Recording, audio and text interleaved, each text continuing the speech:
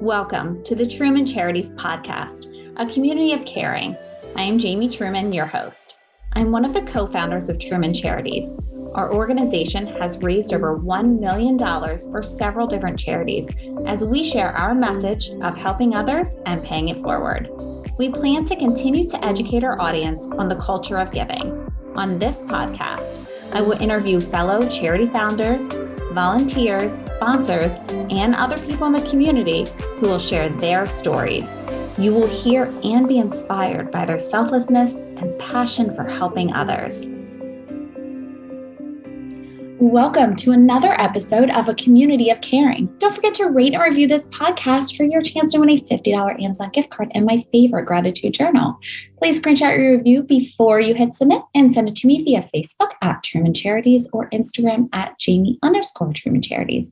Now, I am very excited to introduce my guest today, Chief Executive Officer of Interfaith Works, Courtney Hall. Courtney, how are you? I'm great, Jamie. Good morning. How are you?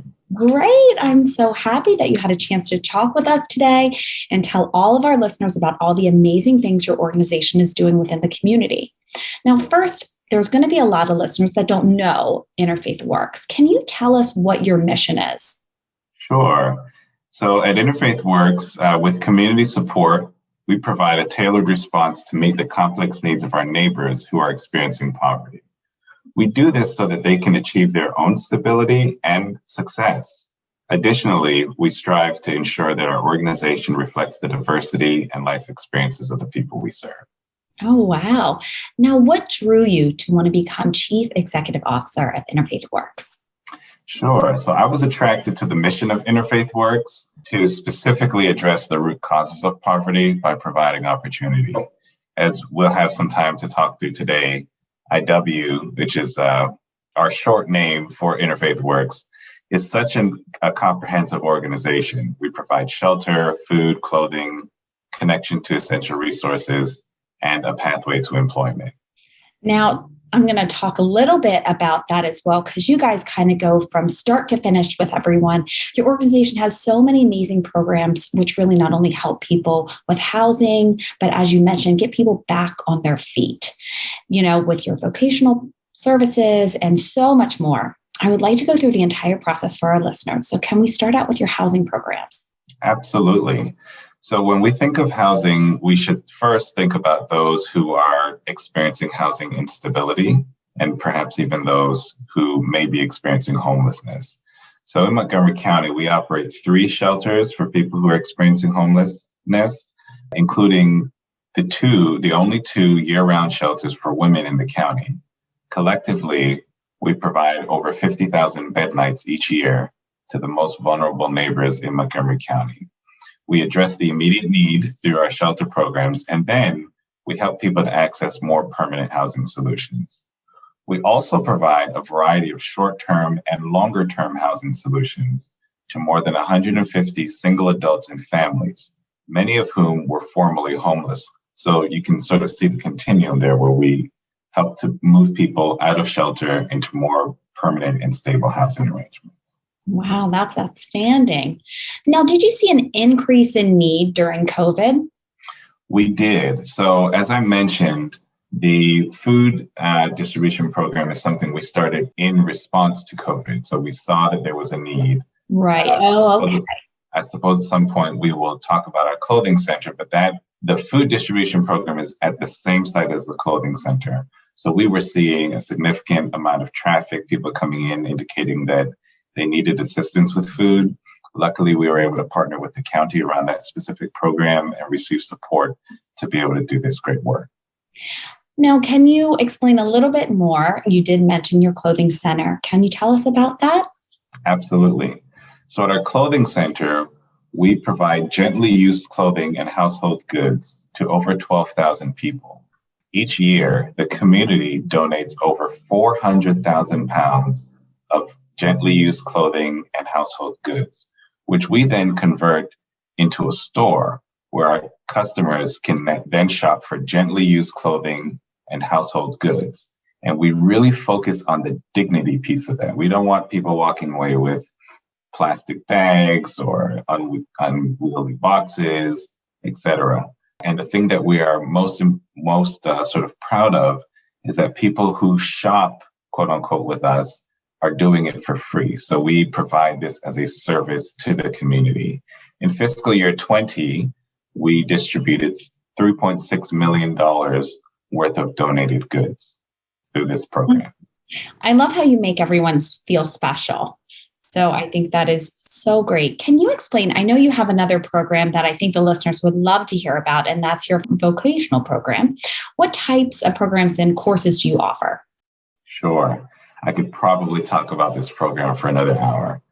Through this program, a vocational services program, we provide individualized support for low-income or homeless Montgomery County residents, strengthening their financial stability through job readiness, job placement, and post-placement support. Last year, we placed almost 150 people in employment. Collectively, we estimate that they earned over $3 million of income. While job placement during the pandemic has been even more challenging, we have still managed to place 60 people during the first 3 quarters of this year. And on average, they earned a wage of $15.64 an hour. So it's higher than the minimum wage. The need continues to be great, but with expanded community support, especially as people return to work and are looking to return to work as they exit the pandemic, we believe that we must and we can do more. Oh my gosh, I'm taken back by this program. It is amazing. Can you tell us what the program looks like through the eyes of a participant? Like, how do you get started? How does it work? Sure. So I do like to talk quite a bit about the experience from the client's perspective, because I've given you the numbers and those really do resonate. But I think really the differentiator here is how we care for people and how we regard them with dignity. And you'll probably hear me come back to that word a couple of times, because I really do think it's at the core of the services, all of the services we provide for Interfaith Works. And I'll just tell you a quick story. There's one client who tried for months to secure a job interview. We helped her to sort of work through some personal issues. We helped her to prepare her resume, helped her and kind of coached her around how to participate in a job interview. She finally secured a job interview. She arrived on time, but at the wrong address. And at that point, she had spent really all of the money that she had to spend on transportation with an Uber driver to get to that appointment. And she didn't have enough to afford a second trip. So, of course, she called her vocational counselor in a panic, not knowing who else she could turn to.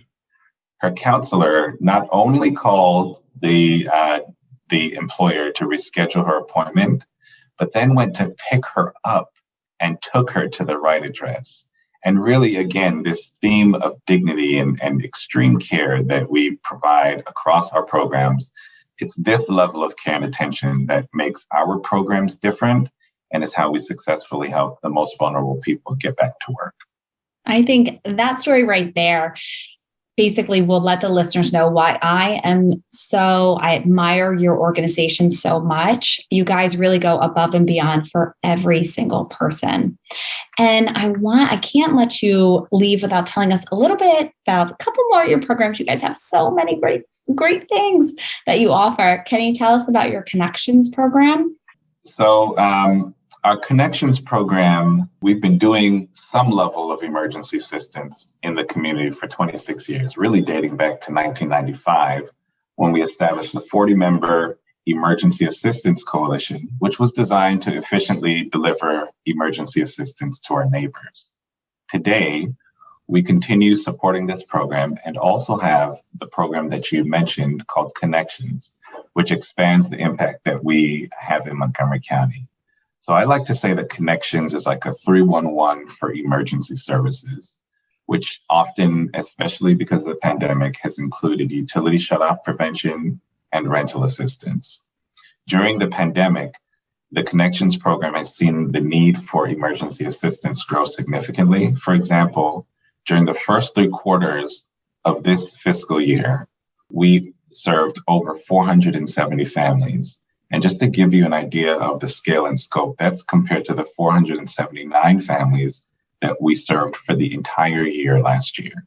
Oh, wow. The amount of rental assistance that we've provided has increased 162% this fiscal year. And we've already distributed well over $93,000. Similarly, for utility assistance, the need has increased by 59% as compared to last fiscal year. And in that area of assistance, we've already distributed well over $106,000 so far this fiscal year. So the need is growing. And again, what I am most proud of for us here at Interfaith Works is that we do whatever we can to rise to meet the challenge. I do love that so much. And can you talk a little bit about your financial coaching program? Sure. So our financial coaching is something that we really do across our programs. So across all of our programs, we really have the chance to help our clients around budgeting, finding new sources of income, as you might imagine we do when we're helping people to get back to work, but also people who are in our shelters and are really just trying to figure out how to get some of the basic functions of their life back. We are also helping them to sort of explore different and more creative ways, perhaps, of being able to stretch their dollars. One of the ways that I really like to think about some of the programs where we provide no-cost goods and services. So like, for example, our food distribution program and our clothing center, we often hear from our clients that because they didn't have to spend their hard-earned money in many cases on food and clothing for their family, they then get to reprioritize that money to pay for other things, for example, school uniforms, or being able to make sure that their rent is paid, or perhaps being able to buy their child something small for their birthday, things of that nature. So financial assistance is certainly about budgeting and coaching around that. But often I have found that people who we serve are already very, very creative, and they have found very excellent ways of making their dollars stretch. So we then come alongside and help to provide some assistance with these low cost or no cost rather programs where they can then use their dollars to stretch in other ways. Oh my gosh, I can't speak any more highly about your programs. They are fantastic. Now, is there one program that stands out to you that you find to be essential, or do you think it depends on the person?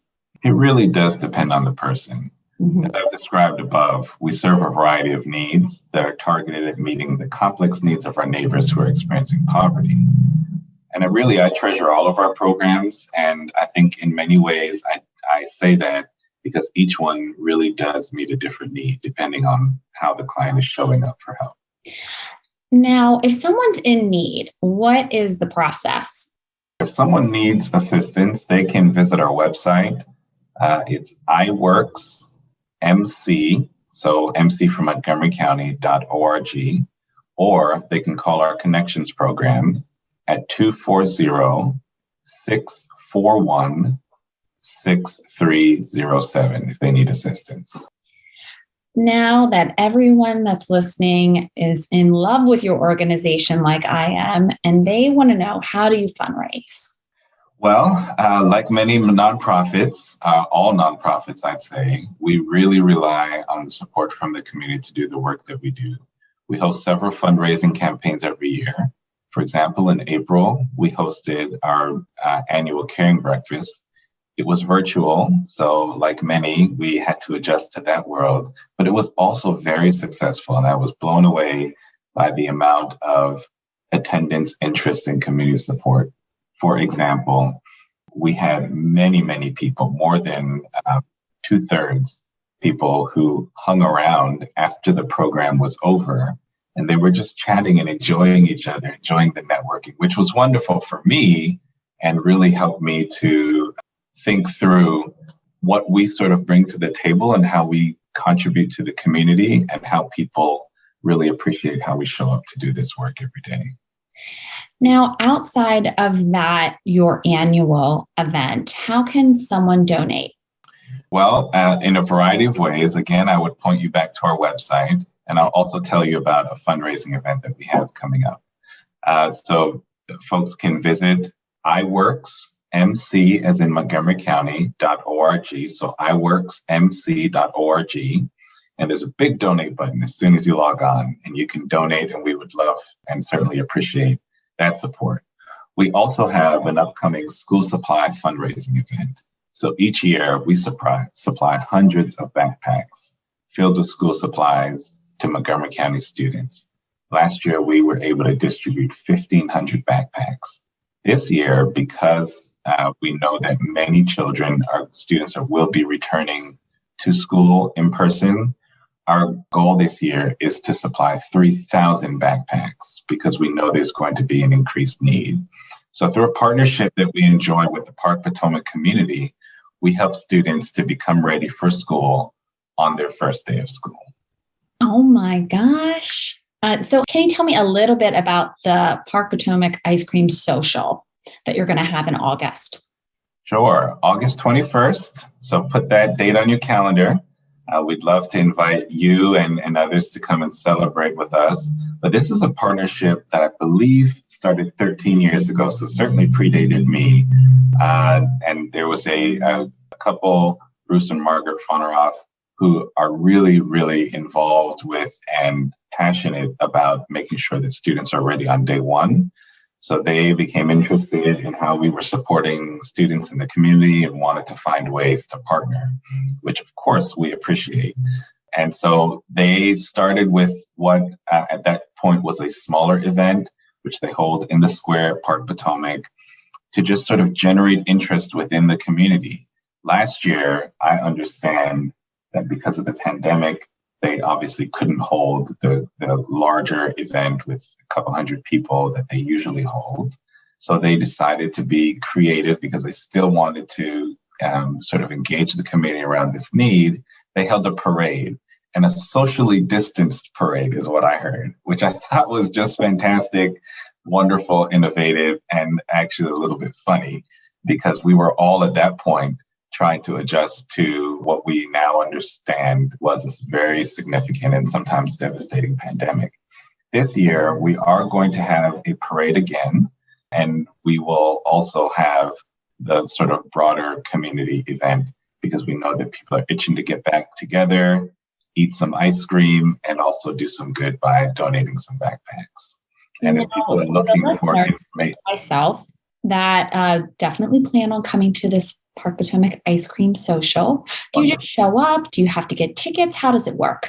You can just show up on that date.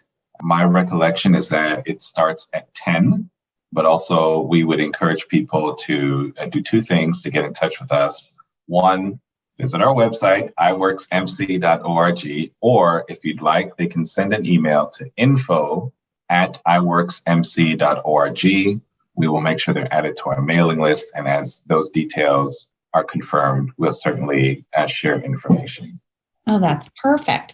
Now, if someone's looking to volunteer, can they? Are you looking for volunteers? And if so, in what capacity? Absolutely. So we at Interfaith Works have 130 employees, which I think is wonderful. And we really treasure the way that we collectively leverage our skills and abilities on behalf of the community. But there's a mismatch there because 130 employees, but we impact well over 17,000 people every year. And I believe this year, because of the pandemic, the increased need and some of the new programs we've started, I believe we're going to be inching towards 25,000 people we would have impacted by the time this year is over. And the only way that we're able to continue that impact is through the support of our volunteers. Every year, we enjoy the support of about 12,000 volunteers. So here are a couple of ways that people can plug in. They can sort or organize clothing at our clothing center. They can distribute produce to their neighbors or volunteer at our community garden through our food hub. And the clothing center and the food hub are both at the same site. You can prepare a meal or host a toiletry drive for any of our shelter residents, shelters in both Silver Spring and Rockville. Get more information on our website. Or you can assist with job preparation and interview skills through our vocational services program. So a variety of ways that people can give back. Oh, wow. So if I'm interested in being a volunteer, I'm assuming because you guys have such a, user-friendly website, would you just be able to go on there? And is there a section for you to, place an email or something about wanting to volunteer? That's absolutely correct. So on our website, there's a section that talks about our needs, our ongoing needs. And there's also a page dedicated to our volunteers. Also, if folks would rather not have to navigate the website, they can simply send us an email, info@iworksmc.org, and we'll be happy to share information with them about how they can specifically give back to the community. Now, next year, you will be celebrating your organization being 50 years old, which is astonishing, amazing. I love it. Can you tell me, are you guys doing anything special? We plan to have several events next year, and we'll begin to announce some of those in the coming months. More than anything, I'm hoping that the theme for next year will be our impact on the community and the way that the community has supported us since 1972. This is such an exciting time for me personally to be a part of Interfaith Works and to have the privilege really of guiding us through this process, through this time. And I hope perhaps that Interfaith Works will be around for another 50 years, although we hope that the work we do will be a little bit different because we hope that we would have had a significant impact on those who are experiencing poverty by that time. Now, there's one more question that I have to ask you. Since being involved in Interfaith Works, what have you learned that has surprised you? Hands down, the significant support that we've enjoyed from the community. So that is related to our donors, that's related to our volunteers. I've also been very pleased at how interested our elected officials have been at the local, city local, county local, state and federal level, that they've been in our work. It's been a fantastic experience so far to be able to even explain to people who have not been familiar with the work that we do at Interfaith Works, and being able to share a bit about how we're impacting the community. But I think what surprised me the most is just how much of a pillar we are in the community. I love that. Now, before I let you go, I have to ask you what your social media handles are so our listeners can follow all the amazing work that you guys are doing in the community. Yes. On Facebook and on Twitter, we are at Interfaith Works, so that's easy enough. Instagram at Interfaith Works MoCo, MoCo, and on YouTube at Interfaith Works MC. Perfect. Thank you so much, Courtney, for taking the time to speak with us. I know that you are so busy with all the great work that your organization is doing. And I want to thank the listeners for tuning in to another episode of A Community of Caring. Until next time.